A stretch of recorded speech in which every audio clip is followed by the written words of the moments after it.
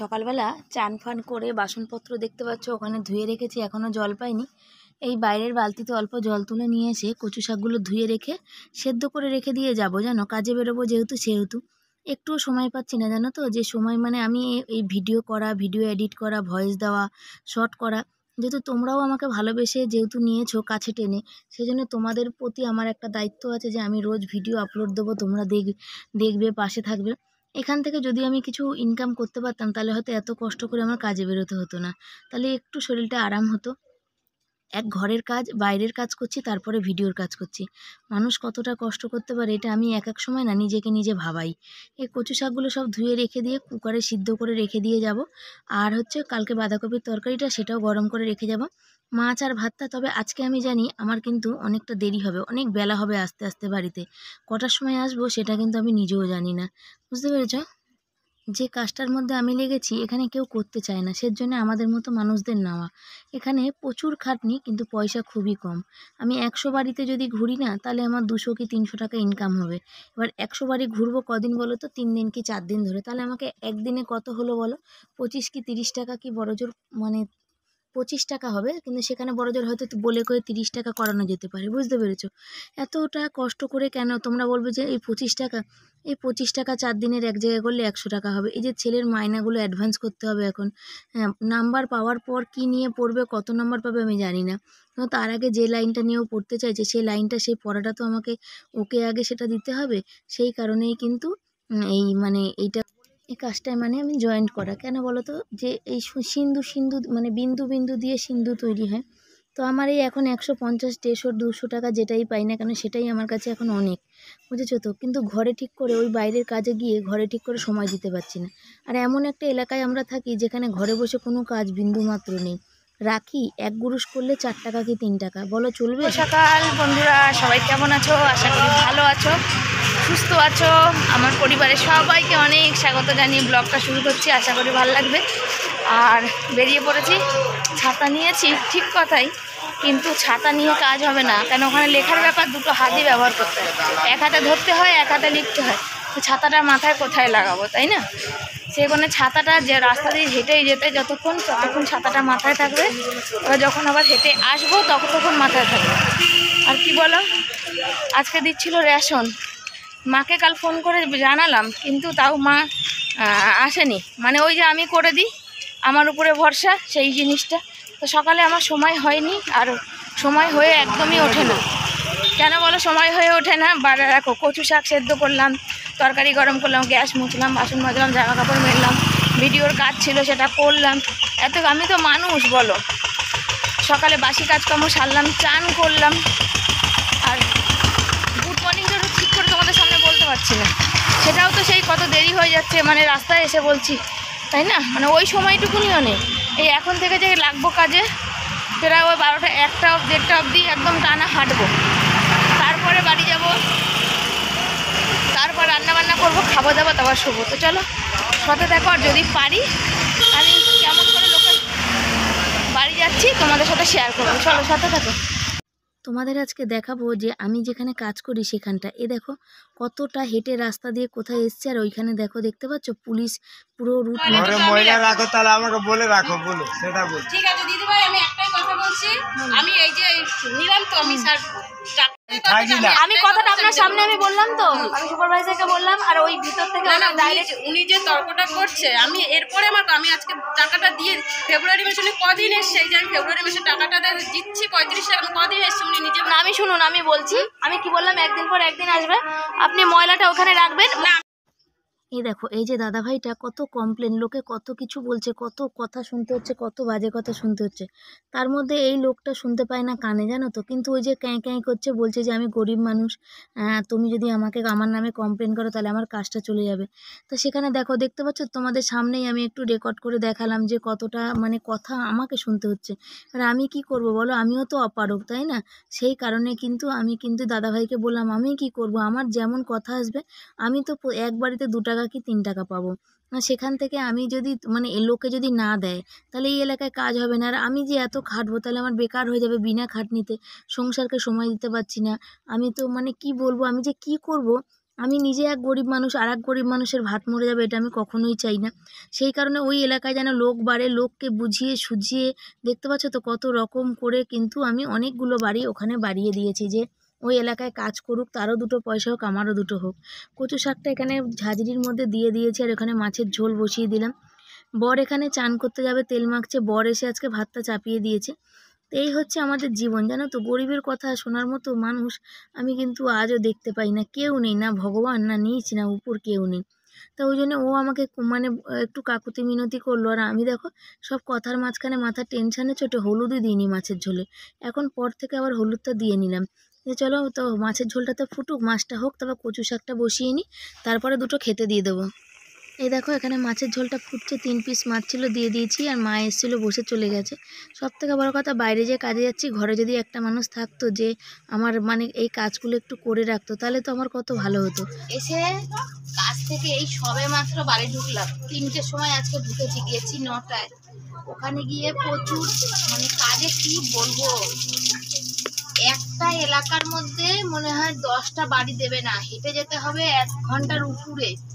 লোকে শুনে লোকে আশ্চর্য হয়ে যাচ্ছে, তুমি অত দূর দিয়ে হেঁটে এসছো, সাইকেল নিয়ে আসুনি, তুমি সাইকেল পারো না, এই কথাটা বলছে, বুঝেছো। ছেলের পেয়ে গেছে খিদে।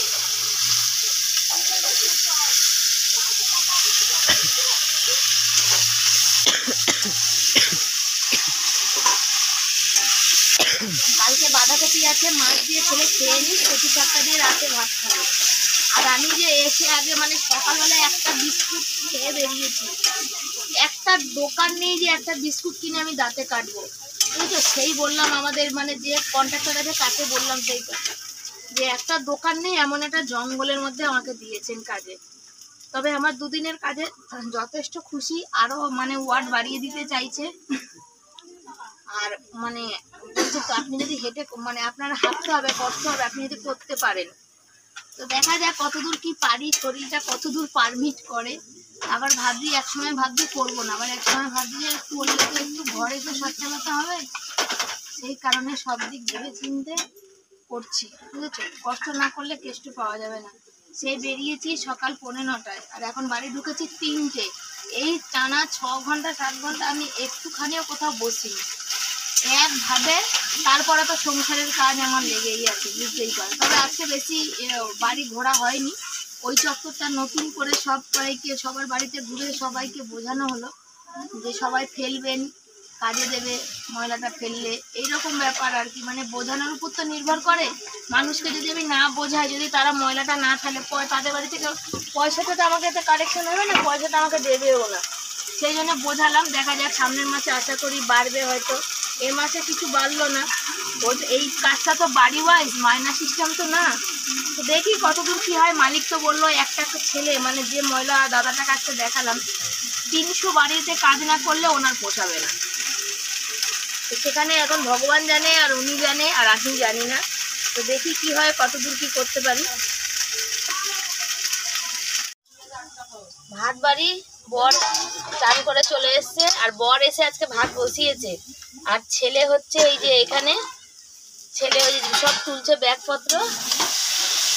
আর কচু শাকটা এখনো হচ্ছে। ছেলের আমার জোর খিদে পেয়ে গেছে গো, গরম গরম ভাত খেতে হবে, কিছু করার নেই।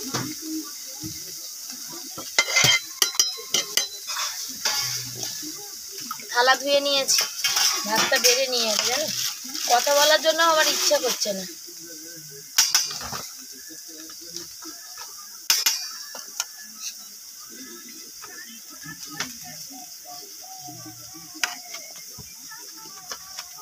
শোনো, পরে কি ভাত দেবো? ভাতটা কি তুলে নেবো, ঠান্ডা হতে দেবো, পরে নেবে তো? অল্প দিলে ঠান্ডাটা তাড়াতাড়ি হবে, খেতে পাবো, তাই। আর আমি এইখানে বেড়ে রাখি,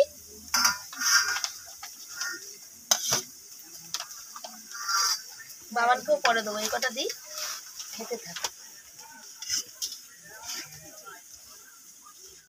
এত গরম ভাত ছিল, সেই জন্য থালায় অল্প অল্প করে দিয়ে বাটির মধ্যে ভাত জুড়াতে মানে ঠান্ডা করতে দিয়েছি। কারণ তোমরা অল্প অল্প খাও, আমি এখান থেকে বাটিতে দেবো। এরকম করে আমরা কোনোদিন খাই না, তোমরা জানো, কিন্তু আজকে কিছু করার নেই। দেখো অবস্থা, দেখো আমার চোখ মুখের। একটু শুয়েছিলাম, উঠেছি, চা খেয়েছি, ছেলে সন্ধে দিয়ে যা, ছেলে এই যে বসে আছে দেখো শুয়ে শুয়ে। ছেলে হচ্ছে একটা ফোন তো ভীষণ অসুবিধা, ননদের আবার ছেলে হয়েছে, তা ওই জন্যে ননদেরকে ফোন করেছিলাম, কাল ফোন ধরেনি, আজকে আবার করলাম। একটা ফোন দিয়ে ফোন করলে ছেলের পড়া হয় না। আর এখন তো বই কিনিনি, পড়া চালু হয়ে গেছে, মানে পড়াটা চালু হয়ে গেছে।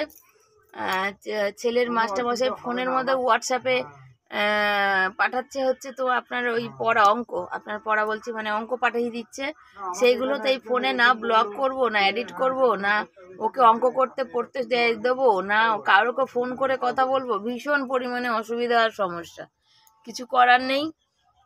সমস্যার জন্যেই আজ কাজে বেরিয়েছি, এই সংসারের যেন একটু ভালো মন্দ, মানে একটু ভালো মন্দ খাওয়ার জন্য কাজে বেরিয়েছি, আর সেই কাজ থেকে এসেই একটু কিছু রান্না করতে পারছি না, মানে একটু কিছু খাওয়ার মুখে দেব সেও সময় মানে হয়ে উঠতে পারছে না। 3টের সময় এসে, তাও তো বর এসে ভাত বসিয়েছে, আমি এসে কালকে মাছ ভাজা ছিল সেটা আজকে রান্না করেছি। প্রচুর পরিমাণে দেরি হচ্ছে, ফোন নিয়ে গিয়ে টাইম দেখেও কিছু হচ্ছে না, এত দূর এত হাঁটা, 6 ঘন্টা আমি কন্টিনিউ হেঁটেছি, হেঁটে হেঁটে আমার আর শরীর দিচ্ছে না। এই দেখো বসে বসে এখন পাগুলো ফুলে গেছে, এর মধ্যে মলম লাগালাম, বুঝেছো তো, কি করব, কিছু করার নেই। চলো সাথে থাকো, ছেলে ততক্ষণ আগে অঙ্ক করে নিক, তারপর আবার তোমাদের সামনে আসছি, দেখি কতটা কি ব্লগ করতে পারি। রাতের বেলা বাইরে বাসন ভিজাতে দিয়ে দিয়েছি, আর ঘর ঝাড় দিচ্ছি, বিছনা ঝাড় দিচ্ছি, আজকে এখনো পয়সা গুনে হিসাব করা হয়নি। কেন বলো তো, দুপুরবেলা আজকে সময় পাইনি, তারপরে অন্য কাজ ছিল সেগুলো করেছি, মানে খেয়ে দিয়ে উঠে ভিডিওর কাজ করেছি, কটা শর্ট ভিডিও করে, মানে কি বলবো, আমি না পুরো নাজেহাল হয়ে যাচ্ছি, হাঁপিয়ে যাচ্ছি এত কাজ করতে করতে। জানো তো, যদি এখান থেকে আমি কিছু ইনকাম করতে পারতাম তাহলে এতটা কষ্ট আমাকে করতে হতো না। আর কি বলো তো, ভাবছি লাইভ করব, যতটা নেট আছে, কিন্তু লাইভ করব কি, লাইভ করব মানে, আর সারাদিন এত কথা বলি, এত বকবক করি, আমার আর রাতের বেলা তখন আর ইচ্ছা করে না, নেট থাকলেও না লাইভটা করতে আমার ইচ্ছা করে না। বন্ধুরা, তারপর খাওয়া দাওয়া কমপ্লিট হয়ে গেছে, আর এখানে ছেলে বসে আছে, ওই দেখো হেডফোন নিয়ে কখন একটু গান শুনবে। তো আজকে আমার অনবরত ফোন এসেই যাচ্ছে, আমি কাজ করে মানে শেষ করতে পারছি না।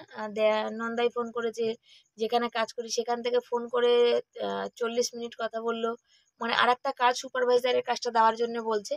কিন্তু আমার সংসার ফেলে তো আমি কিছু করতে পারবো না, সারাদিন আমি বাইরে কাজ করলে তো আমার চলবে না, আমার সংসারে আমার ছেলেকে দেখতে হবে, বরকে দেখতে হবে।